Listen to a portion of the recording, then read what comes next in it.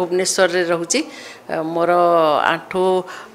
बहुत पेन करथिला 6-7 वर्ष धरी बहुत पेन करथिला किंतु मु सुन कि डरुथिली बहुत ऑपरेशन करिबिनी एम डरुथिली तापरे जेतेबेले आसिली अक्टोबर रे डॉक्टर संदीप सिंह को भेटिली फर्स्ट विजिट रे मोर डर चली गला सेबे आसी डेट देले से अक्टोबर 5 रे ऑपरेशन करले ऑपरेशन तो बिल्कुल सक्सेस हैला डॉक्टर कर हैंड भी बहुत एक्सीलेंट ऑपरेशन रे तापरे मते 2 मास पर्यंत ऑपरेशन रो कष्टटा हेउथिला 6 मास हैला बेलको तापरे मु पूरा फिट हेतिली एबे 10 मास परे मु पूरा फिट अछि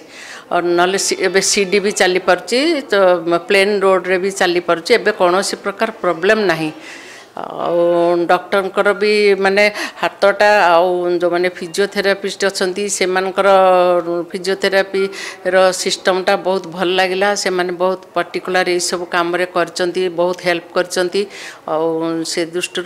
से मानकु भी बहुत थैंक्स दउची मु।